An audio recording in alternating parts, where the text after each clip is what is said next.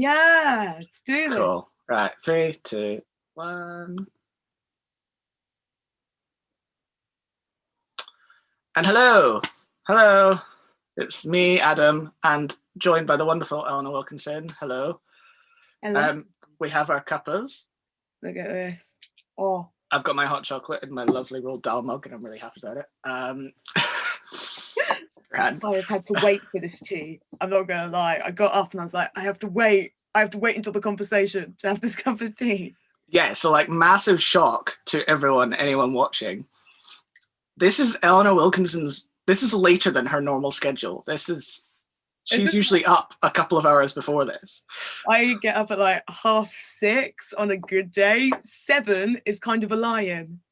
All right, okay. See, whereas, myself and maybe, not to be rude, normal people, no, especially in lockdown, like I'm getting up early for me is like 9 or 10 and genuinely, and then like that's a good time to get up, and that's me felt proud that I've managed to get up before 11 a.m.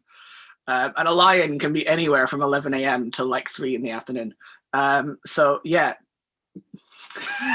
No. Oh, that's made me feel all sorts of things. None of them good. Well, how do you manage it then? Because like, how do you wake up every morning in the dark going, wonderful day, birds are singing, the whole Cinderella thing? How do you do that? I'll agree with you, your heartmates. I am essentially Cinderella in real life.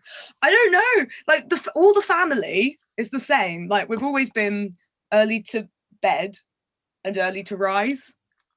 So I get, honestly, like when we've been on Zoom chats with like Show Must Go Online, or I've been on other Zoom chats and it goes later and later, my brain about 11:30 or midnight, that's when it starts to like flag and switch off and I go a bit quiet because it's like, this is not your normal time. Go to bed. I'm dying type of thing. Brilliant. That must be, those rehearsal days must be so interesting for you, because definitely on our, especially the TSMGO line, like there's a dead no start before 10 a.m. Usually it's after 12 we'll start. Oh yeah, I loved that. I was like, I can cram everything that I need to do in the morning and then jump on. And I must admit, like Coriolanus, I was never late. Like maybe 10 o'clock, that's fine. Like I don't mind 10 o'clock, like that's cool. We were never doing like 11 o'clock or anything. So, and even the tech, it was really speedy. Yeah. So I was like, I've got off really scot-free. I can still, function luckily without Rob or Sarah going, "You okay, hun?" As I'm slowly like going off the screen, like I'm fine. Yeah, that's fair. Yeah, see that, like that's see, I get more like, I'll start to get tired about 12 or near 1, but like I'll get more and more excitable as I get along. Oh, I can tell. They're like, he's watching Once Upon a Time, and I haven't watched it in like ages. And I'll sort of like wake up in the morning, and I love it. There's about 6 voice messages I've just not picked up, because it's like, right, here we go. Here are my fan theories. Here are my thoughts. Here's my stuff. Like, we're like on polar opposites of the schedule. Yeah, it's a bit like we have it in I can't believe it, like we're 3 minutes in, I've already mentioned TSMGO like twice, but that's grand. But that's where we started, like that's how we know each other. Exactly, yeah. Like, and it's a bit like the way we can get things done is wonderful, because Matthew Rhodes, the wonderful Matthew Rhodes, is in Canada, and so like complete opposite end of the time scale, which means that when we get work done, it's like a constant 24-hour like thing. I mean, that is when he's not working to our time, which he does way too well, and I feel very bad for him for doing that. Not all heroes wear capes, just saying that. No, exactly. Right, limit. But yeah, no, but that's how it's a constant process of working that is just wonderful, and it's a bit like that. Although to be fair though, Once Upon a Time is a brand new thing for me, because I've spent years of people going, "Oh, we think you'll like this because Disney nerdy fairy tales. We think you'll like it. Some epic action music, all that sort of stuff." And I was like, "Oh, okay, fine." And then I finally watched it because lockdown, or I started watching it, and like, it's bizarre. It's the most bizarre TV show. I don't. This is why I've got so much to say about it, especially to you. Like, I don't.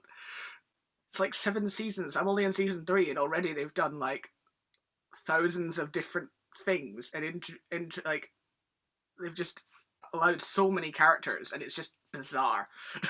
It is huge. I find with that show, I haven't watched it since college, so like 17, 18 years old. God. It took me so long to get through it because of just so many series, and I'm not like I can't sit there and just binge watch something. So kudos that you're like, yeah, so I'm on series 3. I'm like, oh god, that took me like 10 years before I even got there. But I always found like they'll do like one plot, because it's like 24 episodes in a series. Yeah. Like they'll do like one massive plot for like the next, what I don't know, like 12 or whatever episodes, but then they'll add more characters towards the end and completely disregard that plot. And you're like, wait a minute. They do the, and I don't want to sound bad, but like they do the old Doctor Who thing where they build it so well, the entire series and the entire season, they build it so well to a good climax, and then completely derail that climax, and then suddenly there's another season. Yeah, no, they do. There's like, there was a bit, I remember the bit in like, oh gosh, series 3 where they come back from Neverland or something. I don't know how far you're into it. Yeah. And they come back, and I was like, if there's going to be another curse, I swear to blooming God, like, don't do it. Don't do it. We've had 2 of these. If you do another one, I will. That's my only bugbear. Yeah, spoiler alert. Yeah, spoiler. I don't know. I can't remember much. Spoiler alert, there is another curse, and there's another 4 seasons. Alert, guys. If you've not watched it, it's been around on Netflix for a little while. But yeah. I always say stop when it's good. So like stop when like they finish the Emma story. Don't go on to that series that no one asked for, which is like Henry when he's older. They've essentially just replicated it, but changed the fairy tale. So it's not Snow White, it's Cinderella. And it's very adamant that they sort of are closing it at that point, because the writers have soon realised no one asked for that series and no one wanted it. Well, that's the thing, like, because it's 20 odd episodes a season and it's 45-minute episodes. Even someone who's like a serial binge watcher like I am, I really struggled to get through season 1. It really took a long time. And then, I say it took a long time, like it took like 3 days, but you know. Yeah, that's a long time, guys. But like, yeah, exactly. And like, there's so many subplots and so many, like they just add in characters here and there, and they're all like Hollywood good looking as well. So like, it's really tough to kind of keep track who's actually who at first. But then saying that, like season 3, I've really, really, really enjoyed, because they've got the Neverland thing, the whole Peter Pan world. That's like awesome, amazing. That's just Adam's life goals. It's amazing. It's great. But like that, I've really enjoyed that one, and like the characters they've introduced are amazing. But then like that would have been a really good climax, and now I'm just terrified that there's now an entire another world to still happen. There are some like further down the line where it's like it's very like stark in your face Disney, like they don't hide it. It's clear that Disney have allowed them the rights to nearly every single character they've created. So, you know, there'll be no spoilers. I'll just say it's very in your face that it's like there. If anyone needs a long series to watch, that is one. Yeah, we don't know how long lockdown's going to last. That show is very good to watch. By the time you've got to the end of it, you've completely forgotten half of what's happened, so you've got to go back and watch it anyway. Yeah, you do. And it doesn't help that Netflix skips the previously bits. Oh, really? Yeah. Yeah, it skips like those previously, which you would have got on the TV to be like, oh yeah, that happened. See, that's interesting. I've been watching it because it's also on Disney Plus. It's on both, which was bizarre, but that completely explains why Disney have the rights to it. Yeah. And so I've been watching on that, and they have them obviously on their side press. So I'm okay, but yeah. So that's been like my like last 2 weeks of absolutely nothing while taking a break from like theatre and stuff. You've been busy though. You've been extremely busy. This is like your week off this week. You would have thought, yeah. We filmed the first episode of The Mechanicals yesterday with the wonderful Matt/Jeff King, lovely Michelle, Charlotte Taylor, TSMGO alumni, and some lovely new cast members as well. So we've been doing that. We filmed the second episode next Monday evening. and the first episode goes out on the 8th of February. So it's like, that's some cheeky plug. Didn't ask for it. I just literally just slammed it in there, like, whoa, check out my shit. Like, but yeah, it's busy. Today is one of my only days off, so I'm just glad that I get to like sit here and just chat, have a cup of tea. As far as I can tell, you've been like hoovering up as much as you can in terms of like virtual theatre over lockdown. I've tried to keep the brain ticking, because a part of me is just like, otherwise I'll sit in a hellhole of my own doing, going, what is my life? What have I done? I did look like, now I'm 23. Oh, second week of 23. And I was like, you know, when you look back on like, what did you do at like 22? And my brain just went, what did you do? Oh, lockdown happened. Oh yeah, that thing. Like, let's just like not remember that. Although obviously I did stuff like towards the latter end. See, this is the weird thing with me though, is I have that, but for some bizarre reason, last year isn't actually one of them. I was weirdly busier last year than I've ever been. And I don't know if that was just like a mental health thing, just keeping myself constantly busy. But like with all the TSMGO stuff and everything like that, like it was. You were busy. Like you were up to the knuckle every week. Like even for me, like when even for the emails, bless, I loved like working and I loved it and I love the family and I love everyone because they're just amazing. But even when the emails came through, because there's so much that you've got to do, they go, bang, here's an email, or remember this, or remember this, or remember this, even before you start rehearsals. My little anxious heart is just going, oh, bloody hell. Oh, fucking hell. Yeah, see, because I was on the tech side, right? I can't believe the wonders that are Sarah Peachy and Matt Rhodes and stuff like that, who kind of handle those emails every week, are just incredible. But like, when I started, I didn't have any of that. I got a 20-minute or half-hour quick chat with Rob and Sarah about just basically like the music and like who I was and da-da-da. And then that was like, cool, sweet. Well, we'll send you over a music brief. We'll send you over a script. Texas Day. Let's go. So I had the opposite, but then still had the anxiety about it because I was just there like, okay, I have no idea what's going to happen right now, but that's wonderful. Here we go. Here's my shit. Let's go. Yeah. Like, what was your first show? Because like I came later, but like. Yeah, so I did. Julius Caesar was my first one. And then at that time we were doing, with the other sound designer who was there before me, we were doing, we did one instance of once every 2 weeks. So I did Julius Caesar, then he did the next one. And then I did Hamlet, which was the next one after that. And then I think that was it, actually. I think. I could be wrong. And yeah, and then it was just every week after that. You're like, you got the job. Off you go, Adam. Yeah, pretty much. But no, I really enjoyed that. It was really good fun because it also, like, I'm glad it was Julius Caesar, because if it had been anything at the time that wasn't, like, if it had been one of the comedies or one of the kind of more lighter, different ones, I'm not really sure how it, because I just wouldn't have known. Whereas with Julius Caesar, it was just like death, empire, darkness, stabbing, and it was like, awesome, this I can do. this I can do. It's just drama. It's just drama. We can. Yeah. This is okay. Cool. Big string stuff. That's awesome. Done. Cool. Easy. Amazing. Exactly. Yeah. Just like big dark stuff. Awesome. And yeah, like that was my first one. Whereas was yours just Coriolanus? So I think I'd known about it like in the summer. I think I told Dom and Alex, bless them, Othello lovelies. I think I told them another story and I was like, oh no shit, I knew about this a lot earlier. I found it weirdly in the summer. I think it was like, oh god, was it like Merry Wives of Windsor, like Henry V type thing? And I'd known about it. And then I finally got round to like actually sitting down and like watching Othello, because I was like, I for once have a free evening beautiful. And that's like with Dom, Alex, like those amazing. That was a really good. That was such a. I must say, I do say it. That was like an amazing Shakespeare. They did some awesome stuff production-wise with like their fight techniques and like the way they did camera angles and stuff for that. And I was just there like, this is really, really cool. And I don't see it. I don't see it because in those deadlines anyway, I don't see the rehearsals, so I don't see it until the show. I was just sitting there like, oh, don't miss my sound cue, because that just looked awesome. I was so hooked. I was like, oh my gosh, this is so good. And yeah, then I was in, of all places, to get the email. I finished like other rehearsals for a show that I then had to walk away from. Boo.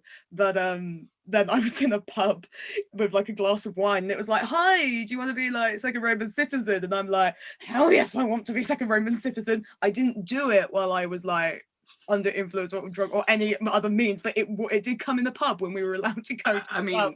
I mean, judging by how difficult it is sometimes for the actors on those shows, I wouldn't be surprised if they had a cheeky glass of wine here and there to get them through it.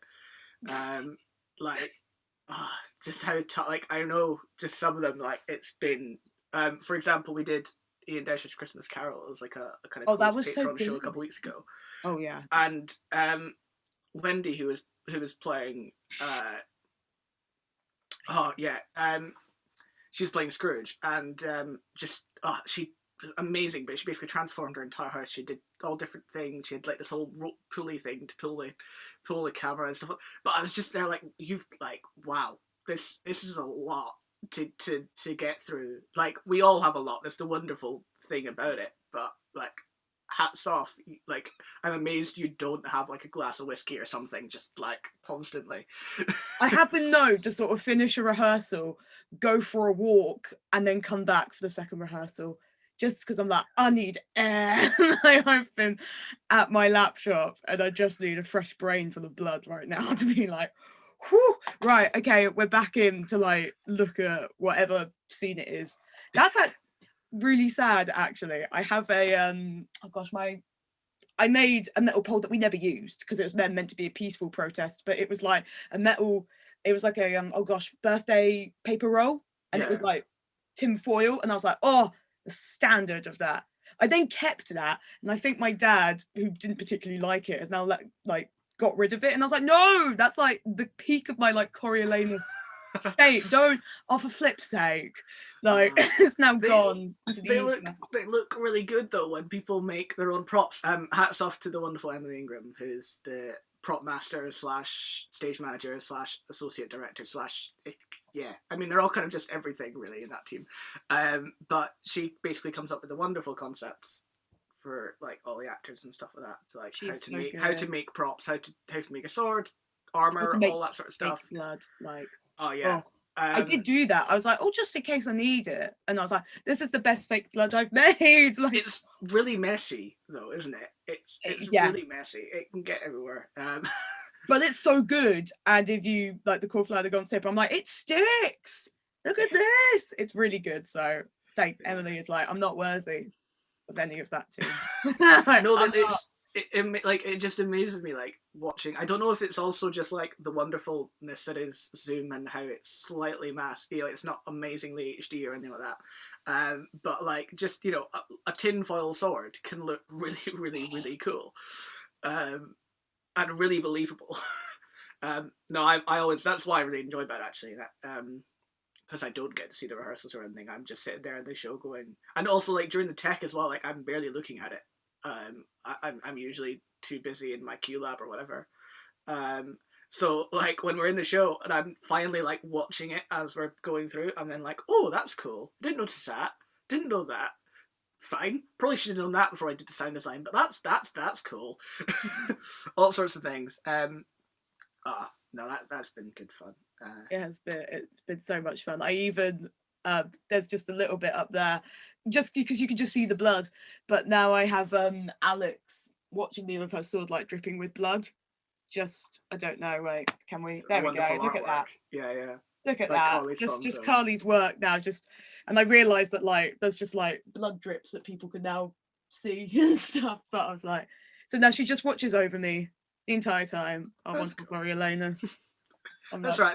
There's nothing wrong with having some blood on the walls. Like, you know, my parents did look at it and they went, "This is a interesting piece that you've brought home to put in your room." And I'm like, "You don't know. You don't understand." That's all right. I've got a Mandalorian looking over me, and I've in like, you know, a very, very good looking photo shoot there. And then I've also got this is bad. So this is like one of the first original posters for Star Wars, right? The artwork. And if you look, I can't really see closely, but if you look on the online as well, basically it was made before they cast the roles of Luke and Leia. and then they had to have a second artist go over the faces and kind of slightly detail it to make it look like Mark Hamill. And so they're very and basically they're.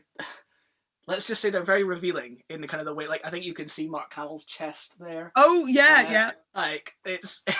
It is. Now that you've pointed it out, I'm like, so that's what that other bit above his face is. Like, it's like the old, like, Marvel Comics, like, superhero ones, where they're just, where they're just, like, pure, like, big six-pack chest open up. Yeah.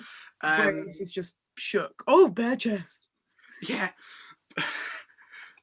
So like, you know, you're not the only one to have a bit of strange things on your walls. The only strange thing on my wall, just some bloody footprints that I realise everyone in the Zoom can see. I'm like, oh, that's alright. I've got a guy's chest and apparently Carrie Fisher's leg.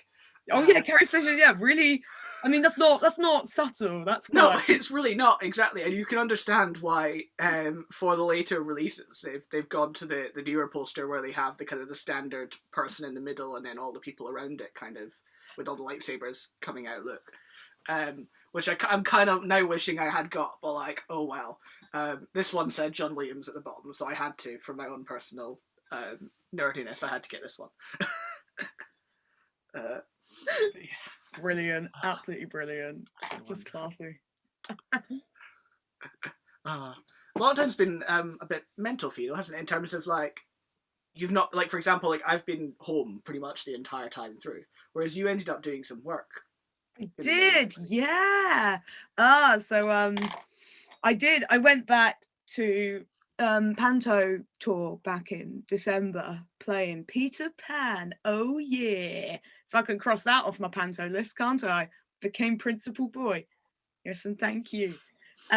Yeah, Peter Pan / Tinkerbell, and I did that. And it was just, it's so bizarre to like walk back into sort of rehearsal rooms and stuff, because it was all like COVID friendly. So you've got like 3 teams working, but you're all in different places and you can't chat and you don't get to know, and you're like, oh, absolutely to get this. But it was really nice to just sort of do that stuff. But it was also like really, if you didn't have breakfast in the morning, oh, you were going to be messed up for the rest of the day. Because it's like, I think the first show we did was like, it's 8 shows over 2 days, because each class is in a different bubble. Like, it's like each class is a separate bubble. And so you're like, oh my God. Panto is quite full on at Christmas, as you all know. So like, you can do 2 shows, 3 at a stretch, depending. But like, oh my God, 4 shows? 4 50-minute shows over 2 days with kids. And you've got, and you know, when you know that you've got like year 5 and 6, you go, well, this is going to be absolutely great. Literally nothing, literally stone face. Panto's not cool, kids. Or you've got other kids just like reception or nursery, just not knowing what's going on, but they love it anyway. But I did thoroughly enjoy it. Such a shame it had to be cut short, because somebody lost their sense of taste and smell, and we all know where that goes. Yeah, no, that's good. I applaud everyone who's got through a Panto season. I'm yet to do one. That was so last year I managed to get away with doing a Christmas run of a show rather than like a Panto. Yes. And that was only one show a night, except for like 2 days a week where you do 2 shows a day, and that was it. But that was tiring enough. So like, hats off to everyone who does 3+ shows every day on like big Pantos, and like also the runs as well, because especially if you look at the big Pantos, like the runs are huge. Oh, they are like huge. A good few months, like over the course of just in November, December, January. Like, that's a lot to do. Yeah, our regional one does the end of November to sort of the middle of January, because it always nearly falls around about my birthday somewhere. But I'm like, that is like huge. And I have yet to do, because I do the school one, so like second year doing a school one, you always finish sort of when they break up, so you never have to do the Christmas Eve run nor the Boxing Day run. Yeah. And I have yet to feel what that feels like in a show, what that actually feels like. It was really nice actually. because this was last year. So basically, my plan was this year. This was my plan. I was going to do a panto for the first time. It was going to be really, really fun. And then obviously, that didn't happen. Wonderful. We did. We had like an every like a 6 day a week run, or eight show week run rather. Until I think maybe like the 16th or 17th or something of December, and then we cut off and we did a few. I think it was we kind of came down to maybe three days a week, but maybe five shows, and so we got Christmas off, but then we were back in on Boxing Day and stuff like that. Oh yeah. Yeah, it's really nice actually, because especially like when you're working in a world like this, or we don't work with the same people necessarily every month. It's really nice with the people you've been working with at that time. It's really nice to be able to spend those days kind of with them. Like I spent, we were working on Halloween as well with the same company, and so like it's all that sort of stuff. Like it's really nice. And then in a couple months' time, you'll probably not be working together again. Yeah. Then you'll have a new a new team or a new show or a new company, wherever that'll be. That you'll get to then celebrate the holidays with. So it's quite nice actually. Yeah, I think I've done like a Halloween run, because not last year, but the year before I did like the site specific Kentwell stuff. So with that team, you're with them for the entire month of whatever, of October, like beginning of November. So I have done the Halloween like show run of basically just jumping out of chillers, because you're small enough to get in chillers and scare people and improvise around that. And that's been really nice. And it's just nice to obviously like have those teams as well. I think the nice thing is that it's sad when it's like comes to the end, but then you like join another team on another show and stuff, and then you'll go, we just like click.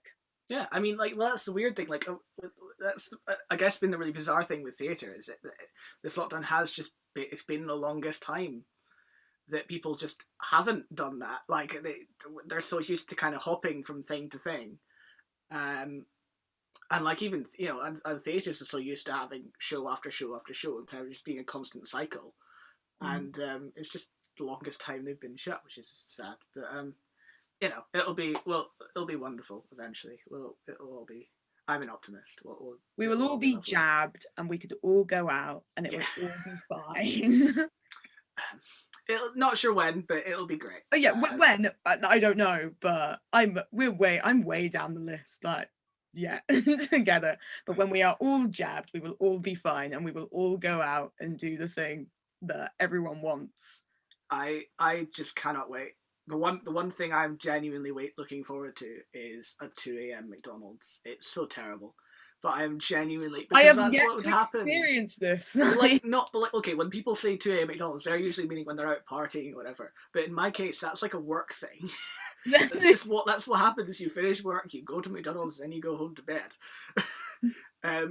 So like I just like, there's nothing better for me personally than sitting in a McDonald's, because they play classical music at that time of night, to try and ward off the youths from gathering, because people don't like classical music apparently, and like, joke's on you, I'm into this shit. Exactly. Genuinely, I'm just there like, this is great. I like it, and it makes me feel so refined. I'm listening to classical music while eating a hamburger from McDonald's. You're here at a la carte McDonald's. Yeah. But yeah, so like that's like the thing. I'm like, when I'm back there, that will be amazing. I have yet to experience this. I did take my friend after a night out, obviously, to like get McDonald's because she hadn't eaten anything. That was when we lived back in London in those uni days. It was just off like Finsbury Road, like Seven Sisters. But I have yet to experience the 2 a.m. McDonald's in a showcase.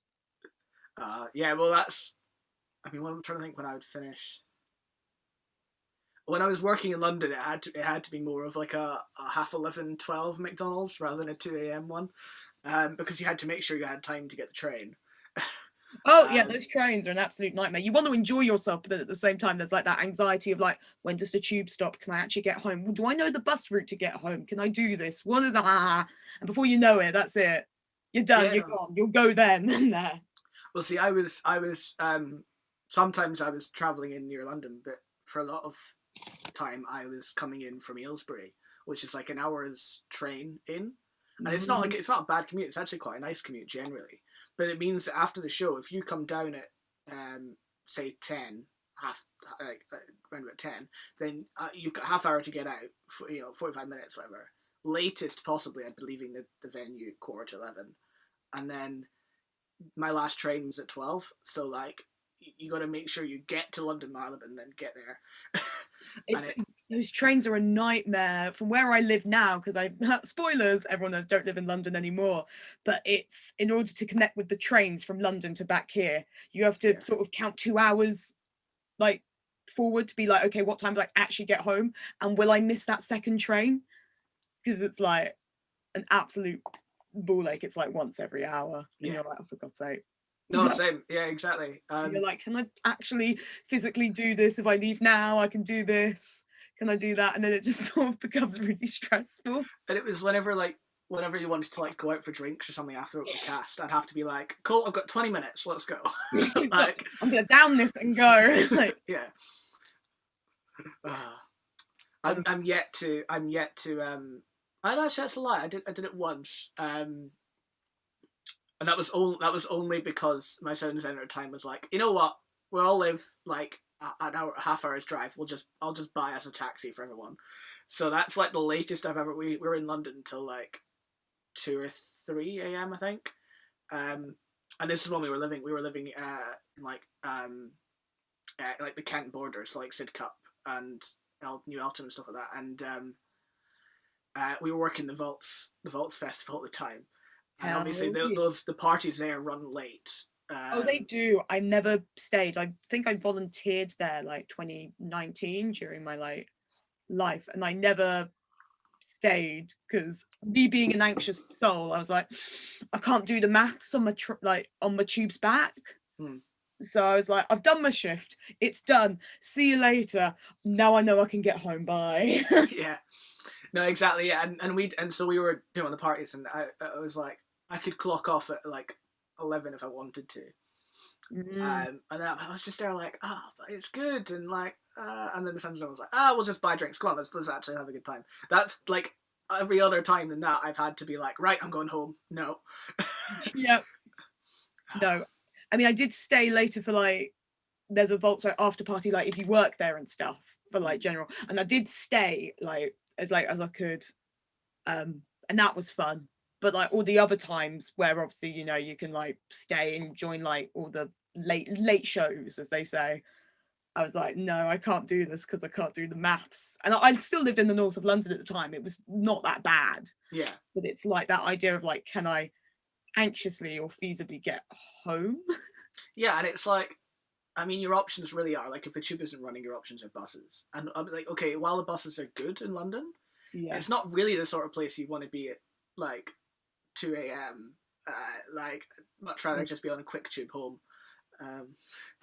I mean, like that's why we need to, like, if we want to work in London, we need to live in the centre of London for those late nights. But difficult, because then you're like, oh well, that, and then you get anxious because you're like, I need to get home, and your brain goes, but all that bonding stuff happens then, and you're like, but I literally, transport is the one thing.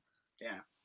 No, I was quite lucky. My the last run I did in London, there was 1 or 2 cast members who were going the same train journey. So at least it was like, I'm not like leaving the entire party by myself. No. I've got a couple people we can go, we can kind of go the same train with, and that's a lot nicer. But yeah. Shall we try and talk about something other than theatre for a bit? I don't know if that's what happens possible. When 2 people, you realise, and I've just sort of noticed, like 2 people who work in theatre will more likely veer towards theatre conversation. Yeah. This is what happens, I think, when business people can talk about finance. This is essentially the same conversation. Exactly. I mean, like, oh yeah, well this is what I'm gonna have to worry about for kind of the days in the future, because I try and get different people on, because I know more theatre people than I do any other type of person.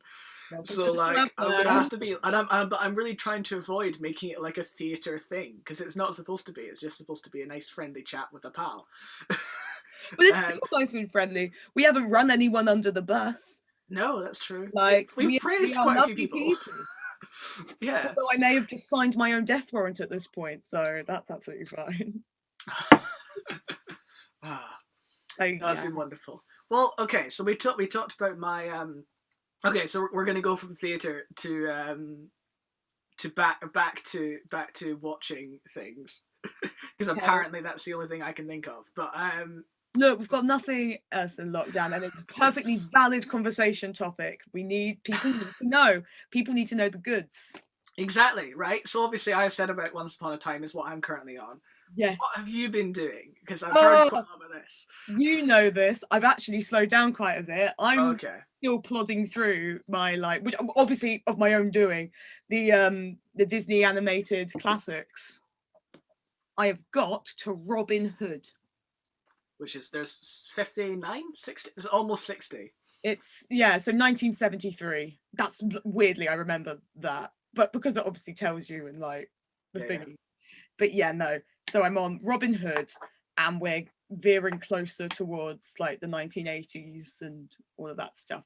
So I've been watching that, and I also on the other side, been watching The Great on Channel 4, which is amazingly funny. It's amazing. I love that show so much. Would But you like yeah, to explain it? Because I've not seen you've it. not heard it. So it's the Ellie Fanning. Is it Elle Fanning? Yeah, Ellie Fanning? Anyway, Elephant. one of the Fanning children.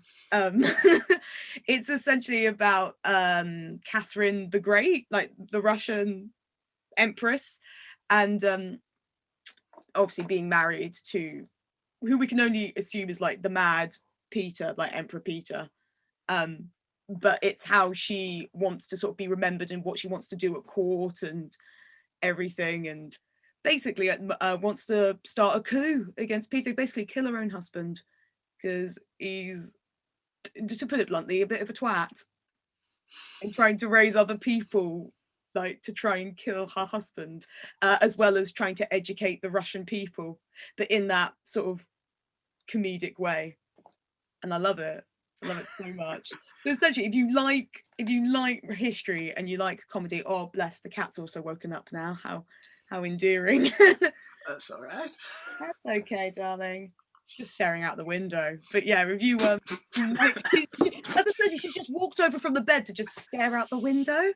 And I'm like, okay. Also, Wonderful. really complete sideline. Bless her. One of the like the fur behind one of her ears was a bit matty. And I was like, how can it be like matty? You like clean yourself all the time, and then I smelt it. It smells a bit burny. And I was like, have you burnt your ear on the radiator? But have you not noticed you've burnt your ear potentially on the radiator? Apparently this cat feels no pain. There is actually some, and I'm no expert at all in the biology of animals or cats, but like definitely I've noticed it with dogs, is their ears they're really not sensitive in the way of nerve endings. They've not definitely my dog's here. My dog's got my dog Toffee. When she was a puppy, her ears got slightly chewed, so she's got little like bear cub ears when she should have like spaniel ears. And so like but we reckon it was to mark something or like either the first one or something by her parents or whatever. But yeah, but we like constantly like play with them and like fold them back and stuff like that, and she doesn't even really notice or care. So I there's definitely something in terms of, they're sensitive in terms of sound and hearing, but they're not in terms of cue compared to what like, we would. Yeah, well, even ours aren't really that sensitive. Like we don't really, it's not like a nerve ending compared to like somewhere else, which is a lot more sensitive. No. Science with Dr. Adam. But yeah, she has also singed her tail on a candle and like not noticed, or but the smell has been very much like, yeah, you've burnt your tail. Like maybe she can just only like focus on one thing at a time, and she's like so busy focusing, just out the window, oblivious. Oh, she just wants first. She'll come up. She'll follow you around the house. She's now got to this point where she now follows us around the house. Lockdown has meant that she's so used to people around that when we all go out, she's like, "What? No, what? You all going? No, you're not meant to. You're meant to stay here and look after me." Like, no, bless her. So yeah, she's just bless us, just staring out the window on the bed. No reason other than surveying her mighty, mighty kingdom. Oh yes. And for more admin, she wants to go outside, but we've got people doing the patio outside in the garden. So they're just basically just set up home there to just like work and stuff. And she goes, I want to go outside. And then she'll hear like the sander or something and then go, no, maybe I've changed my mind. I'm not going out there. It's not my life. There are strange aliens on my planet. She's just like, no, this is not it. You're bringing too many people into this house and I don't like it. I don't like them. I don't want them in my garden. Because you think they're in their territory, don't you? Bless a little. I have to say that's been maybe one of the other perks of this year has just been all of like obviously there was loads of wonderful ones beforehand, but there's just a surge of like pet memes and stuff like that have come out, and like or like even in the sense like the infamous TikTok, like even all that sort of stuff, like just the amount of like dog videos, cat videos that you're just there like, this has given me reason to get up this morning. I'm glad. This is good. This has given me sweet life. Yeah. What a mood. So yeah, bless her. Oh, speaking of Disney, have you heard of the sweet company Tico or Tiquo? No, I have not. No. So run by small independent company, run by one person alone, but they create like their own, for once UK based, like Disney sort of jumpers and sweatshirts, like that we can obviously like you wear and stuff, and you don't have to cost like an arm and a leg for the shipping to come from the US. But they are an amazing t-shirt and apparel company that create really sweet little Disney sweaters and clothes and stuff. So they did stuff for Pride with a little rainbow. They had a sunflower Mickey type thing, and they've got what they call their Valentine's range out, and so they've got lots of sweet little things. Oh no, she'll want to go out now. I thought she was going to come over here, but yeah, no, got sweet little like sweet jumpers and sweatshirts and stuff. That's cool. I made my first. I found a similar one. I'm not sure where they're based actually. But they're called Magical Day Apparel, and it's like my favorite t-shirt I've ever owned. And all it is a white t-shirt with a little pocket, and it's got the Disneyland Paris castle on it. Oh! And they do like different ones. They've got like one with like the balloons on the pocket, and they've got like a couple of Harry Potter ones with Hogwarts. And like honestly, that's like my favorite t-shirt, and I'm just there like I will get at some point. I will just buy all of the stuff in this store, and that will be my entire t-shirt collection. Will just be all of these t-shirts. I did for once. I was like, I will splash this cash for a sweet little yellow jumper that has a Winnie the Pooh bear quote on it. Yes, please and thank you. That's been embroidered. Ugh, I'm such a sucker. Because I'm such a sucker, like in terms of clothes, because then I think of all the cool Instagram photos that you can take. You seem to be like the queen in terms of like cool Instagram photos and stuff like that, in terms of like clothing and like fashion and stuff like that. Like you've got quite a, what would you call it? Not a collection, but you know, you've really kind of you've a very wonderful color palette on your Instagram if you ever go on there. Oh, thank you. I have learned lockdown has meant that I can now take like more and stuff, photos of it. It's quite a vintage 50s-esque type apparel, just because I realized that, what was it? We wandered into a shop in like Spitalfields. It's like Collective, which is also like the vintagey type thing. And I still have my first shirt actually that my mum got me. And we realized just like how nice like that looks. And I was like, oh, I quite like this. This is nice. And I've never been interested in clothes before. Like I was like, no, that. Even as a student, you're like, no, need this food, need this for food, need this for anything. So yeah, slowly over time, it's got bigger for the tiny wardrobe. So now it has to be put in bags. It's got seasons now. The fact that we've got so many, we can do seasons. You need to get like yourself like a big princess closet that you can just like open up, and just all the rails and just all the dresses. a walk in, I've started buying for like a sort of vintagey like summer wardrobe, and I'm like, the amount of play suits that I will have is shocking. But yeah, no, I've now been like practicing, and makeup wasn't something I ever wore, but now I'm getting used to it. But I quite But enjoy it. you're doing it for like a niche kind of like love, which is incredible and really awesome. Oh, here she is. Hello. Oh my gosh, there's a cat. Oh, this is the highlight of the chat. It Oh, really is. Tinky. So her name's Tinker, but we'll call her Tinky. Or for obvious reasons, isn't it? Name. Yeah. Sometimes she'll like come up and say hello, or sometimes I have it where I've been like doing Zoom auditions and I'm like, right, she's asleep, we can do this. And then she's decided to wake up. And I'm like, I can't do anything about this now. I mean, I can't speak for other places, but definitely when it comes to our Zoom theatre in the TSMGO, we love the animals. We do not care if an animal, like, it could be Julius Caesar lying there dead, or Hamlet lying there dead in frame, and the cat, and we'd still be there like, oh, this is wonderful, we love it. We love it. You didn't like it, did you, Coriolanus? I've just brought the camera down because otherwise you'll just see a tail just sort of like flipping about, and I'm like, I mean, that's cool, but she doesn't really mind if she really wants fuss. Like I do like a Shakespeare reading group and stuff. There you go, hello. And I forgot that she'll do this. She doesn't have a care in the world, but she'll turn around to the camera and just like show her butt off to everyone. And then you forget you're on a Zoom call with like how many people. And I'm like, oh, such a tart, but you don't know. There are some cats that have like clocked it, and I've also and there are some cats that just completely ignore it, but I've definitely like seen pictures of like people's cats that have like realized they're on a Zoom call and are just sitting there behind the owner, like staring at them and like staring at this, just like, what is this thing? Who are these people? Are they now my people? Like, what is this? There you go. Beautiful. There we go. More of that.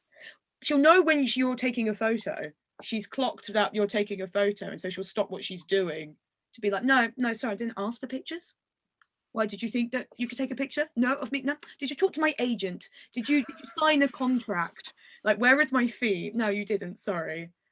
So, I do often think, and this is a very Adam thought, because like, random thoughts are my thing, but I do often think what it must feel like for like a dog or a cat when they see, like, what they must be thinking when they see us like holding a phone and being like this.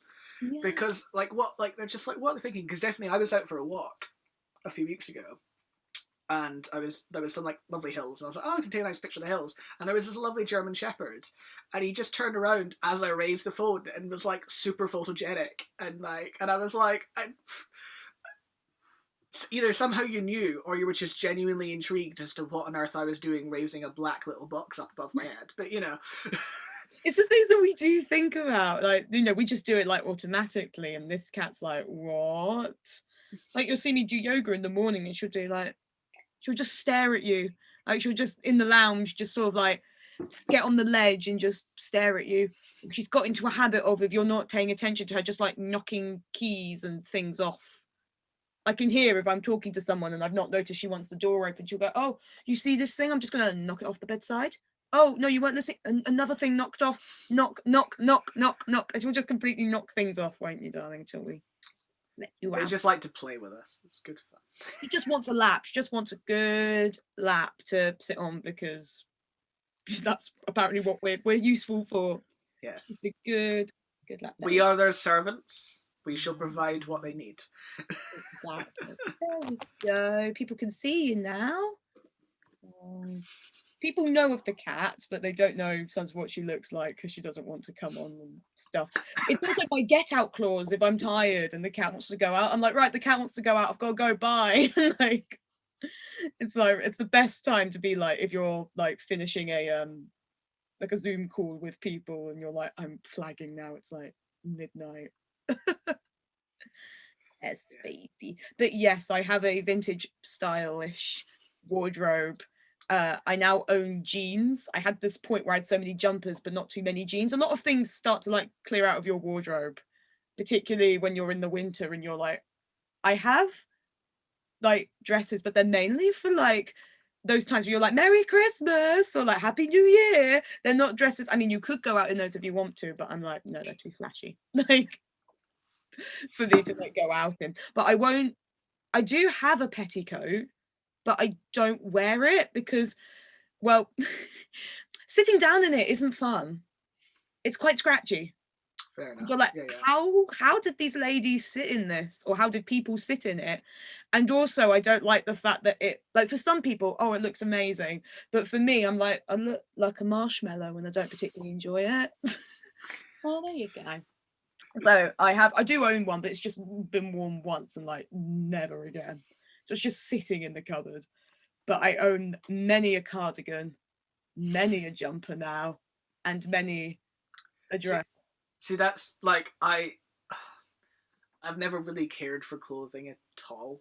Not in that sense, but like in terms of like, I would always just wear jeans and a shirt. Has always just been my thing, and like, which means I've now got a really really nice collection of like shirts, but that's about it.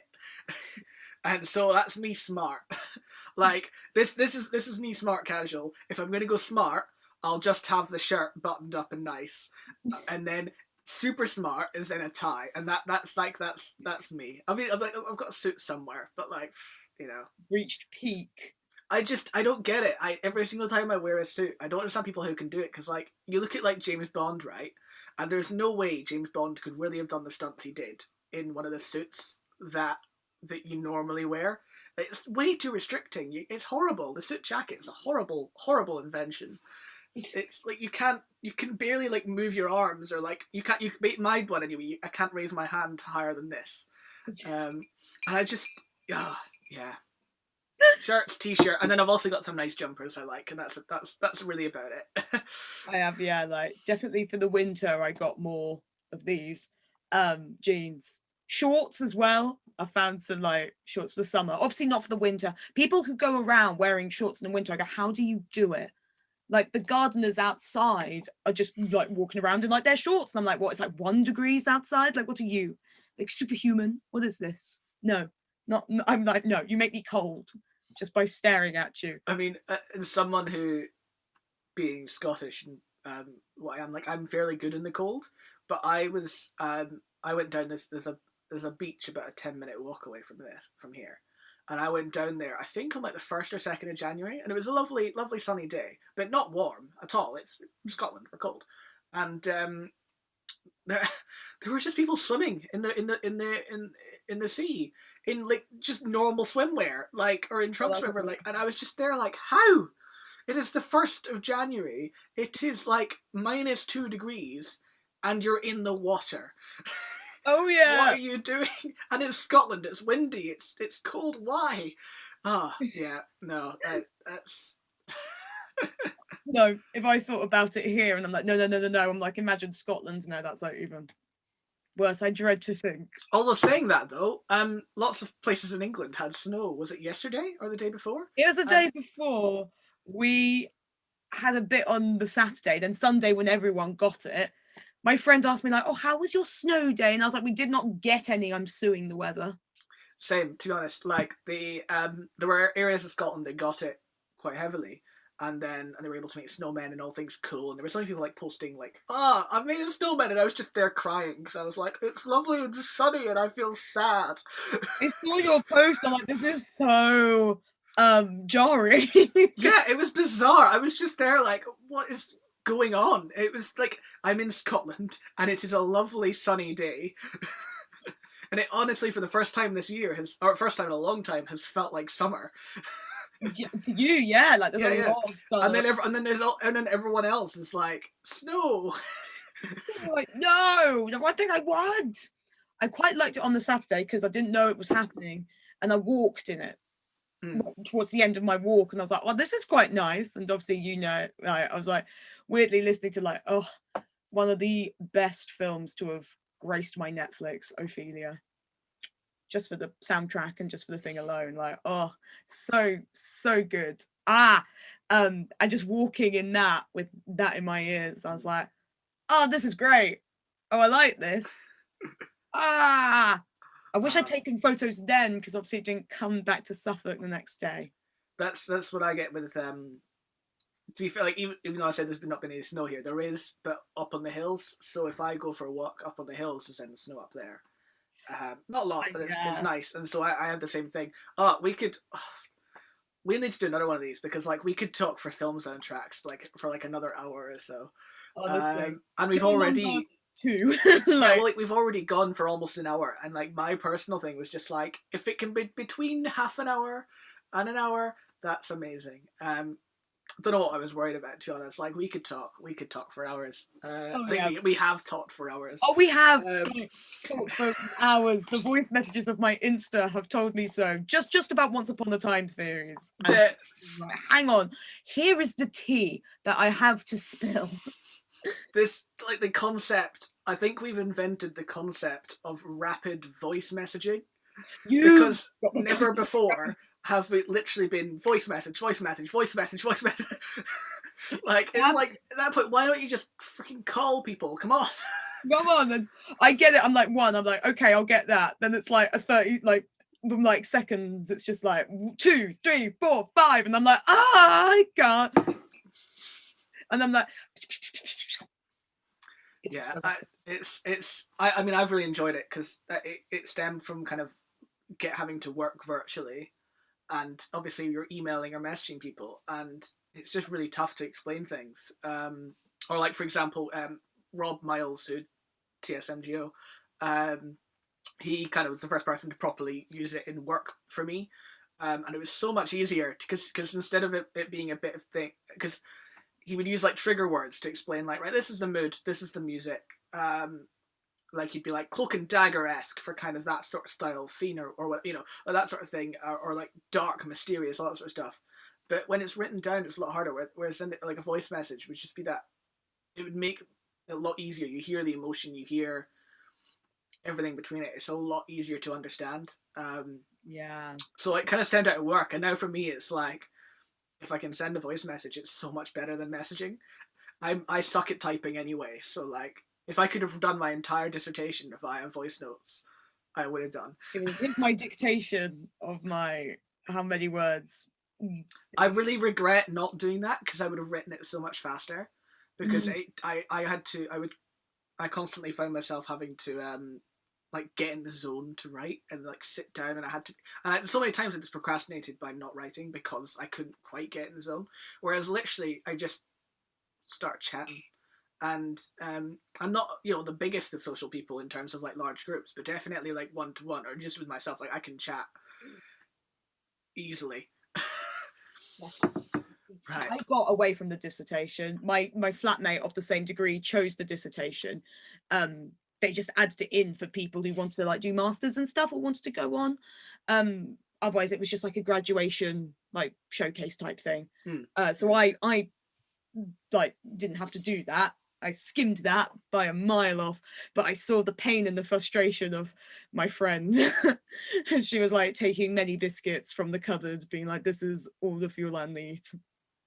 I get it for people who are studying like a very like academic kind of course of study, but like for someone who's literally studying the arts, like I went, like half the reason I've gone into this job is so I don't have to sit there and write essays.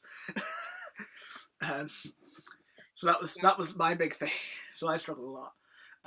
Saying about that, it's probably about time. Should we start to wrap it up? If you've got the cat there, that might be a nice way to. Oh, sorry, the cat. What was that? No, I want to go on the desk now. Woo! There we go. Wonderful.